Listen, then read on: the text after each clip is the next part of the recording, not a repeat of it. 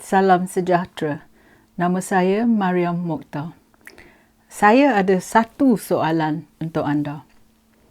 Siapa dia musuh orang Melayu? Saya nak anda beri jawapannya, tapi sebelum tu saya nak ceritakan sedikit berita terkini. Skandal rasuah yang terkini melibatkan bekas Perdana Menteri Mahyadin Yassin yang telah melaksanakan program Jana Wibaya pada November 2020. Semalam, 22 Februari, Wan Saiful Wan Jan dan juga Adam Radlan Adam Muhammad telah didakwa dalam mahkamah atas pertuduhan rasuah.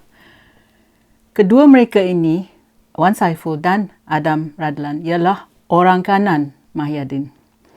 Wan Saiful ialah Ketua Penerangan Bersatu dan ia juga Ahli Parlimen Tasik Gelugor. Adam Radlan, seorang ahli perniagaan dan juga Timbalan Ketua Bahagian Bersatu di Segambut. Ada dakwaan juga yang dia ni sepupu menantu Mahyadin. Wan Saiful didakwa menerima rasuah 6.9 juta ringgit dan ia meminta suapan yang jumlahnya tidak dinyatakan berhubung dengan projek jalan raya 232 juta ringgit yang berkait dengan program Jana Wibawa. Jumlah rasuah ni adalah 3%, 3%. Jumlah 232 juta ringgit kos projek ni. Wan Saiful meminta rasuah sebagai dorongan untuk membantu syarikat kroni. Selain dari itu, Adam Radlan didakwa 2 pertuduhan menerima rasuah berjumlah 4.1 juta ringgit berhubung projek Jana Wibawa.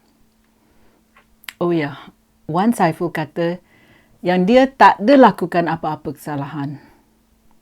Kalau saya tak silap ya, Banduan Najib Abdul Razak pun dulu ada kata yang dia juga tidak apa-apa kesalahan. Di permukaannya nampak sangat macam ini kes rasuah biasa. Tetapi cerita sebenarnya ialah tentang sejarah rasuah di Malaysia di mana orang Melayu curi dari orang Melayu. Ataupun Bumiputra curi dari Bumiputra. Bermakna Melayu tipu Melayu. Kes-kes macam ni adalah cerita klasik di mana orang Melayu mencuri wang rakyat atas nama nak menolong Bumiputra. Ya, betul ya. Ahli politik Melayu kononnya kata nak tolong orang Melayu. Tetapi mereka hanya membinasakan negara. Ahli politik Melayu menghancurkan kehidupan orang ramai.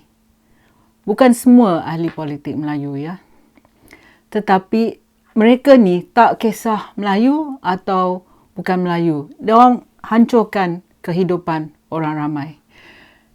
Jadi saya nak tanya ya, apa kata Hadi Awang, Presiden PAS yang masa dulu tuduh orang bukan Melayu yang kuat rasuah. Nampaknya sekarang ni kan Hadi buat buta dan buat bisu.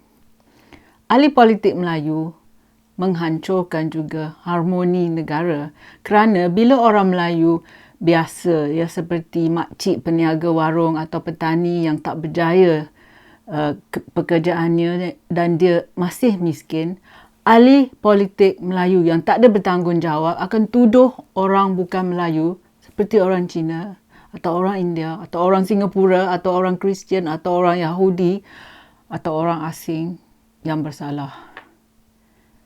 Yang saya tak faham tu ialah ramai juga orang Melayu masih tidur nyenyak, masih dalam koma. Masih tak mau terima yang ahli politik Melayu juga yang telah mencuri dari mereka. Mengapa ya mereka menafikan kebetulan negara ini?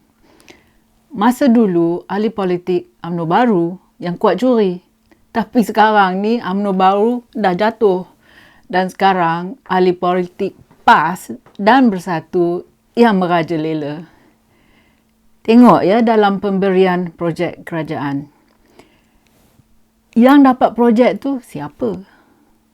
Melayu yang kaya raya dan yang ada kabel ke atas, iaitu mereka yang rapat, yang berdamping dengan pemimpin politik Melayu yang berjaya dapat kontrak. Tengok ya, yang kaya siapa? Yang dapat projek siapa? Yang pandai kena tipu siapa? Tidak hairanlah ya yang ahli politik Melayu sangat kaya. Tengok Parti Bersatu. Ia hanya 7 atau 8 tahun semenjak ia ditubuhkan. Tetapi parti ini ada beratus-ratus juta ringgit dalam bank akaunnya. Duit datangnya dari rakyat, bukan dari langit atau titik peluh ahli Parti Bersatu.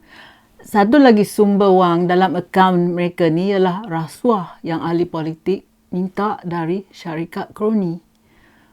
Mungkin ada antara anda yang tertanya, macam mana ahli politik dapat pegang duit rakyat? Okey, ini caranya. Kerajaan cukai kita. Duit yang dikutip sebagai cukai disebelahkan untuk membayar gaji penjawat awam dan juga untuk membiayai kos pembinaan projek-projek seperti jalan raya, hospital, sekolah dan sebagainya. Tetapi duit yang telah diketepikan untuk projek kerajaan pula dicuri oleh ahli politik dan syarikat kroni. Ceritanya macam ni. Kalau syarikat itu minat nak buat projek kerajaan, ia mesti buat donation, beri sumbangan dan dana pada parti politik. Itu satu lagi caranya mereka dapat duit. Dengan jalan ni, ahli politik tidak benarkan open tender, tetapi mereka akan adakan rundingan direct tender. Semua ni orang dah syak dah, berapa dekad dah. Tetapi selama ini, pemimpin politik malas atau macam tak ingin nak selesaikan masalah rasuah. Tetapi sekarang, Perdana Menteri Anwar Ibrahim dan Unity Government akan mungkin selesaikan masalah rasuah. Jadi, mengapa masa dulu pemimpin tak ingin nak selesaikan masalah rasuah? Jawapannya senang saja. Kemungkinan keluarga mereka terbabit dalam rasuah kerana kawan mereka yang mempunyai syarikat kroni yang terbabit. Akaun bank pemimpin itu mungkin tak ada duit, tak banyak duit. Tetapi akaun anak puak mereka, bini nombor 1, 2 dan yang lain, sepupu ke menantu, ada berjuta-juta ringgit dalam akaun mereka. Sekarang ni kita tahu kenapa selepas berbilion-bilion ringgit yang diperuntukkan untuk membantu orang Melayu dari skim New Economic Policy ke Jana Wibawa, ke apa lagi skim yang menolong orang Melayu saja, telah disalahgunakan oleh pemimpin Melayu. Orang Melayu masih memerlukan tongkat kerana ahli politik Melayu masa dulu UMNO Baru, lepas itu PAS dan sekarang Bersatu, yang telah sapu duit yang sepatutnya diberi pada orang Melayu miskin atau yang mereka yang layak menerima duit ini. Ahli politik Melayu untung duit beratus-ratus juta ringgit, tetapi kekayaan mereka ni dibuat atas angin. Mereka tak buat kerja. Mereka cuma hidup mewah atas titik peluh orang lain. Itu yang saya kata. Ahli politik Melayu seperti mereka yang telah didakwa dalam mahkamah atas tuduhan rasuah. Mereka inilah yang telah menjatuhkan maruah orang Melayu. Orang Melayu biasa masih miskin. Tetapi ahli politik Melayu telah menyalahkan dan menuduh orang lain seperti orang Cina, Kristian dan sebagainya.